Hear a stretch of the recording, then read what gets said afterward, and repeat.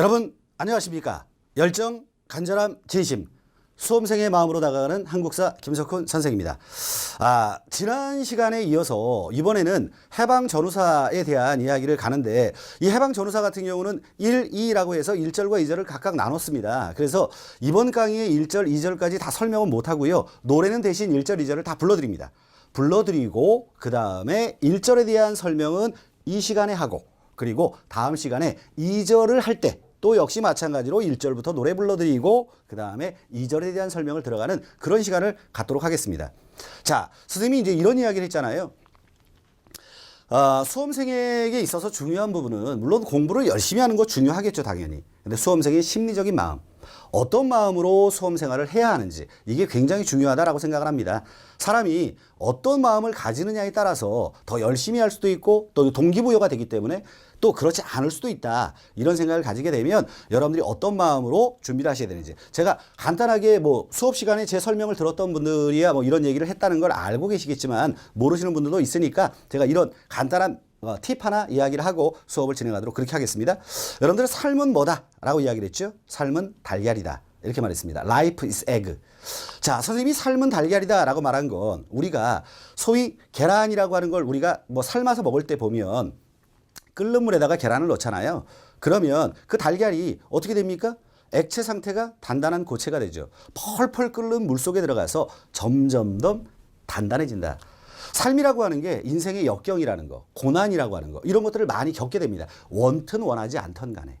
그러면 그런 고난과 역경 속에서 우리의 삶은 점점 단단해지는 것이다, 이런 생각을 가진다면 여러분들의 지금 현재의 모습이 삶을 앞으로 더 풍요롭게 만들기 위한 하나의 과정들이다 라고 생각을 하시고 힘내시고 열심히 공부하셔서 바람직한 좋은 결과가 있도록 그런 마음을 바라겠습니다. 자, 그러면 이제 오늘 수업할 내용에 노래를 먼저 불러드릴 텐데, 자, 노래를 먼저 불러드리고 할게요. 1절부터 갑니다. 자, 이 노래는, 이 파트는 해방 전후에 순서 문제가 굉장히 많이 나오죠. 그래서 이거는 수험생들의 요청이 있었습니다. 선생님, 순서 문제 많이 나오니까 이것도 노래 한번 만들어 주세요 라고 이야기를 했는데, 선생님이 이 노래를 만들려고 시도했던 게 몇 개월이었습니다.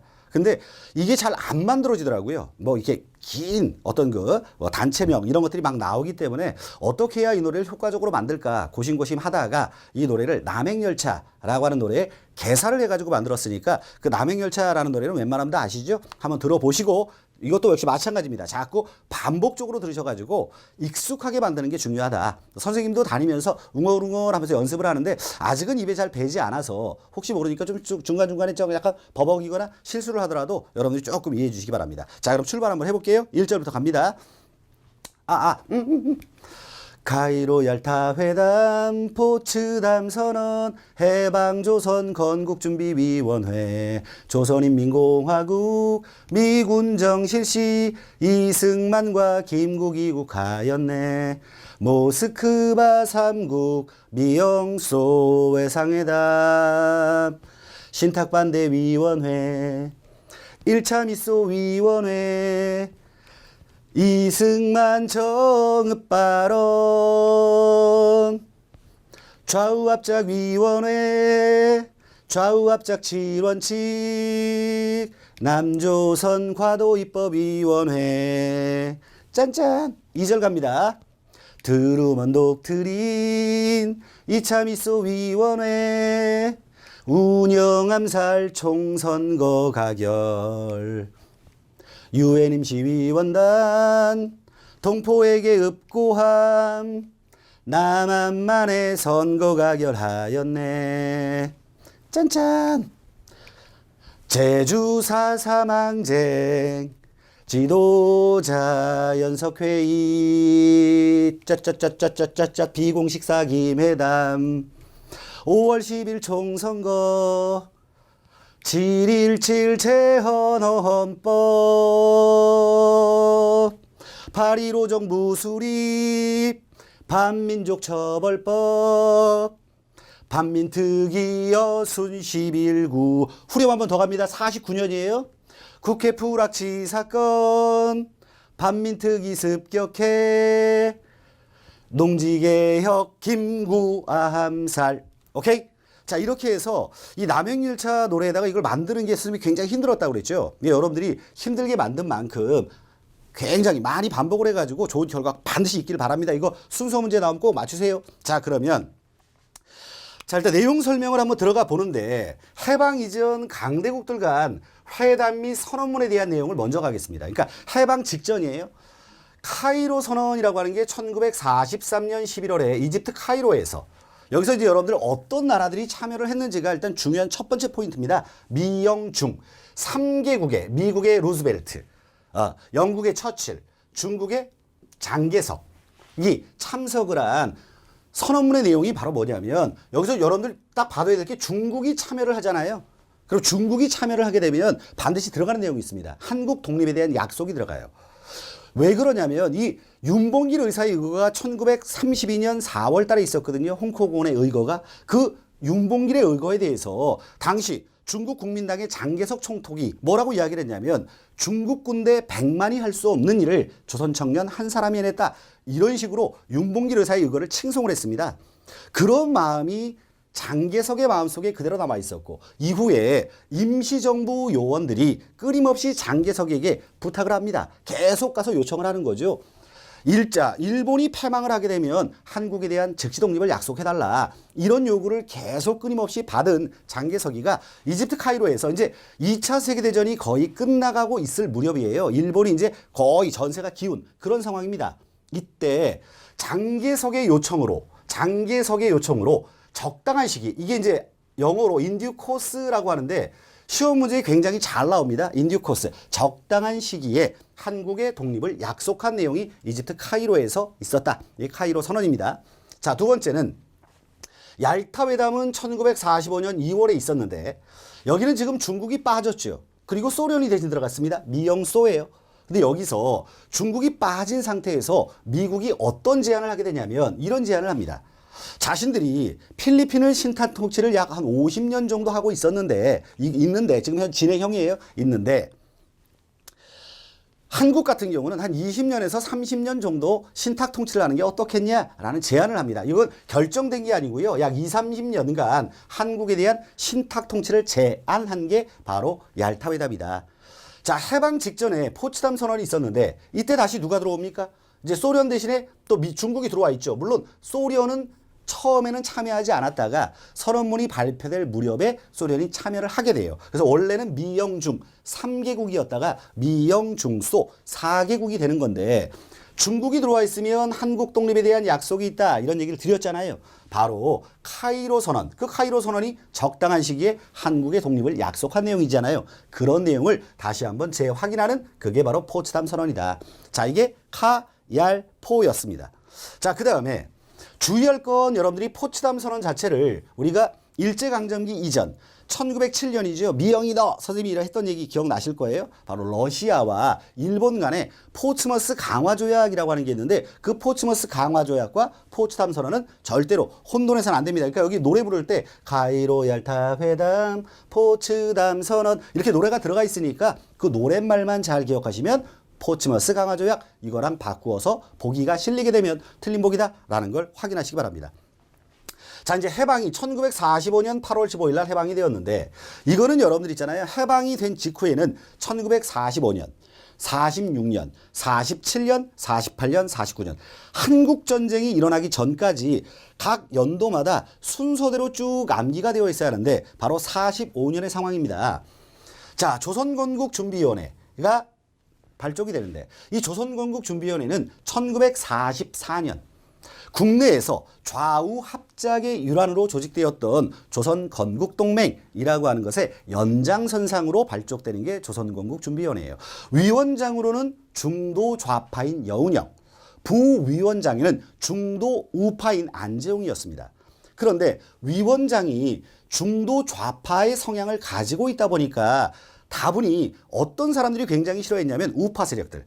한국민주당을 이끌고 있던 송진우와 김성수 등과 같은 우파 세력들이 조선건국준비위원회에 참여하지 않습니다. 그러면 색깔 자체가 어떤 색깔로 가게 돼요? 빨간 색깔로 가게 된다. 물론 이런 표현은 올바른 표현은 아니지만 여러분들의 이해를 돕기 위해서 그냥 선생님이 쓰는 용어니까 여러분들이 양해를 바라고요. 빨간 색깔로 점점 가니까 미국도 인정하지 않고 거기다가 당연히 국내에 있던 소위 말하는 우파 세력들이 대거 불참을 함으로써 조선건국준비위원회 자체가 반쪽짜리로 흘러가게 됩니다. 자, 그런데 이 조선건국준비위원회는 가장 시급했던 게 무엇이었느냐? 자, 해방이 됐습니다. 정부가 없어요. 정부가 없는 상황에서 지금 국민들이 배고른 사람들이 많아요. 굶어 죽는 사람들이 속출을 하고 있습니다. 이걸 어떻게 합니까? 거기다 치안 공백 상태입니다. 바로 그것 때문에 가장 시급하게 처리해야 할 두 가지 문제가 있었는데 하나는 식량 확보였고 또 하나는 치안 유지였습니다. 전국적으로 145개 지부를 설치하고 식량 확보와 치안 유지에 주력을 했다. 하지만 우파 세력의 대거 불참으로 미국이 인정도 하지 않은 상황이었기 때문에 그 움직임 자체는 반쪽짜리에 불과했다. 그러자 개편을 모색한 게 바로 조선인민공화국입니다. 그러면 왜 이렇게 조선인민공화국이라는 걸로 개편을 모색하느냐? 선생님, 이거 이름을 들어보니까 조선인민공화국은 더 빨개진 것 같아요. 더 빨개졌죠, 이름상으로 본다면. 하지만 이들의 의도는 뭐였냐면 당시 미국 쪽 편에 서 있던, 미국과 우호적인 관계를 가지고 있던 이승만을 위원장으로 내정을 합니다. 그래서 얼굴 마담의 형태로 해서 미국과의 관계를 좀 더 우호적으로 만들어 보고자 조선인민공화국으로 개편을 한 겁니다. 그런데 문제는 뭐냐? 이승만은 귀국 전이었습니다. 그래서 바로 이 조선인민공화국을 누가 잽싸게 장악을 하냐면 조선공산당을 이끌고 있던 박헌영이가 장악을 하게 됩니다. 생각해 보세요. 박헌영은 조선공산당을 이끌던 완전한 좌파입니다. 아까 조선건국준비위원회 위원장이 중도 좌파의 성향을 가지고 있는 여운형이라고 말했는데 이번에는 완전히 빨간 박헌영이가 장악을 하게 되니까 더더군다나 미국에서는 당연히 조선인민공화국도 인정을 하지 않겠죠. 그게 9월 6일의 일입니다. 자, 9월 8일 날은 미군정이 실시가 되는데 이 미군정은 대한민국 정부가 수립되는 1948년 8월 15일까지 운영이 되는 게 미군정입니다. 자, 이 미군정은 실시가 되고 그리고 그 뒤에 이승만이 귀국을 해요. 이승만이 귀국을 한 게 10월 달의 일입니다. 이승만이 귀국을 하자 독립촉성중앙협의회라는 단체의 위원장이 됩니다. 자, 누구의 추대를 받은 거냐면 안재홍의 추대를 받아서 독립촉성중앙협의회 위원장이 된다. 그리고 11월 달에는 김구 선생이 귀국을 하게 되는데 자, 김구 선생은 임시정부를 주도적으로 이끌었던 인물이잖아요.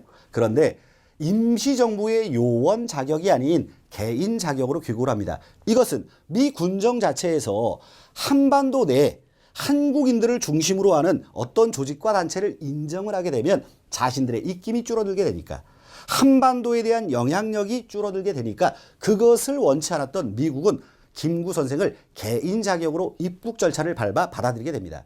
자, 그리고 모스크바 3국 외상회담이 열리게 되는데 이 모스크바 3국 외상회담은 12월 16일부터 25일까지 미, 영, 소 3국의 외상들이 모여서 자, 결의안을 만들어내는데 결의안이 4가지예요. 잘게 쪼개면 4가지고 굵게 잡으면 3가지로 이야기를 할 수 있습니다. 일단 첫 번째는 한반도에 임시정부 혹은 임시위원회 같은 걸 조속하게 만들자. 자, 이런 결의안을 만들어냈고 그러기 위해서 무엇을 개최해야 하느냐. 바로 미소 공동위원회를 열어야 한다.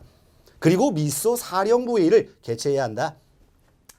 그리고 끝으로 이야기할 부분이 바로 한국인들의 가장 큰 반발을 불러오는 게 있습니다. 그것이 바로 뭐냐? 신탁통치 결의안입니다. 5년 동안 미, 영, 중, 소 4개국에 의한 신탁통치 결의안이 나오는데 이것 때문에 한국인들의 반발을 가장 크게 불러와요.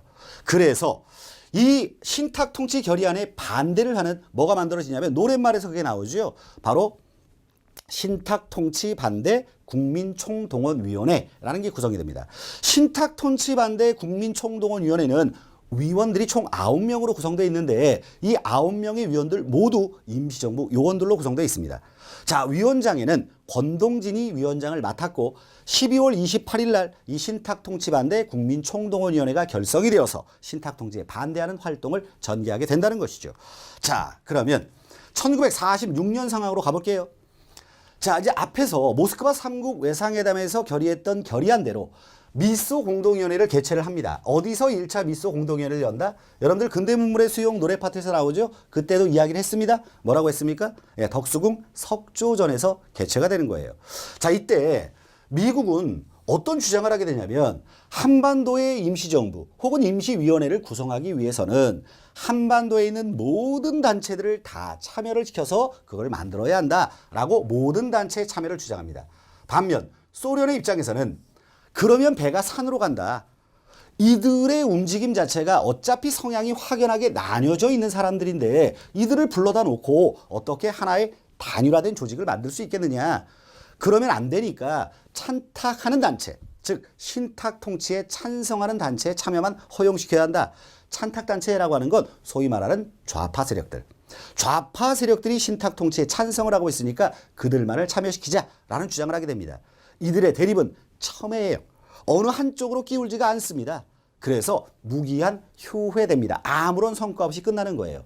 그러자 이승만이 정읍 발언을 하게 되는데 1946년 6월에 이 정읍 발언이 뭐냐면 지금 북한에선 김일성이가 소련의 지원을 받아서 차곡차곡 정부를 수립해가고 있는데 우리 남한 뭐 하고 있느냐. 우리 남한만이라도 단독 정부를 수립하자라고 하는 발언이 남방만의 단독 정부 수립 발언이에요. 이런 발언이 나오게 되니까 아이쿠 이거 큰일 났다. 자칫 잘못하다가는 정말 남북 분단, 즉 쪼개지는 게 시간 문제겠구나. 이런 상황은 안 된다. 그래서 좌우합작위원회라는 걸 구성하게 되는데 이 좌우합작위원회는 김규식 중도 우파입니다. 안재홍 중도 우파예요. 여운형 중도 좌파입니다. 이렇게 중도파 10명으로 구성되어 있는 게 바로 중도파 10명으로 구성되는 게 좌우합작위원회입니다. 이 좌우합작위원회만큼은 미 군정의 지원을 받습니다. 선생님 그동안에 미국이나 미 군정 당국은 한반도 내에 어떤 단체도 인정을 하거나 지원하지 않았는데 왜 좌우합작위원회만큼은 지원을 한 겁니까? 여러분들 당시에는요. 그 국민들 사이, 남한 주민들 사이에서 어떤 얘기가 많았었냐면 해방이 됐잖아요. 해방이 됐는데 해방된 걸 못 느끼는 거예요. 왜 못 느끼느냐? 일장기가 성조기로만 바뀌었을 뿐 심지어 어떤 이야기가 나오게 됐냐면 차라리 쪽발이가 낫다. 저 미국 놈들이 더한다. 이런 얘기가 나오게 됐습니다. 볼멘 소리가. 이런 소리가 나오니까 미국 입장에서는 생각을 했겠죠. 우리가 있고 싶어서 있는 게 아니에요. 여러분들이 우리한테 와서 있으라고 했습니다. 이 얘기는 무슨 얘기냐면 남한 내에서 어떤 조직이 만들어진 상태에서 그 조직에서 법을 하나 만들어서 미국에게 우리를 대신 통치해 주세요라고 하는 그런 법안을 만들어낸다면 미국 입장에서는 자신들이 한반도에 머무는 하나의 명분을 얻게 되는 거잖아요. 그래서 이 미국이, 미 군정당국이 뭔가 입법기구를 만들려고 했는데 갑자기 좌우합작위원회가 만들어진 거예요. 옳았구나, 잘 됐구나. 얘네를 우리가 지원을 해주고 우리의 입맛에 맞는 그런 법안을 만들어내게 하자. 이게 바로 이들의 의도였습니다. 그래서 미 군정이 지원을 한 겁니다. 하지만 뒤에 가면 2절을 시작할 때 트루먼 독트린 이렇게 나오죠. 그 바로 트루먼 독트린.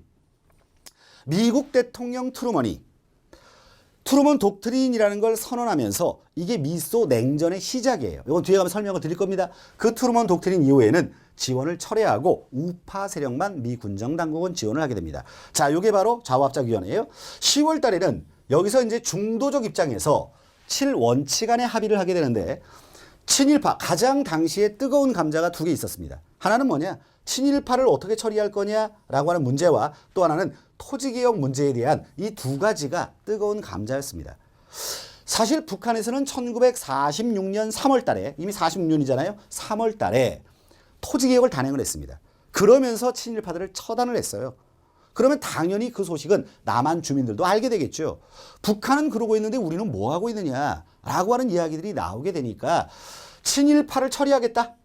그런데 지금 당장은 아니고 앞으로 구성될 입법기구를 통해서 처리를 하겠다.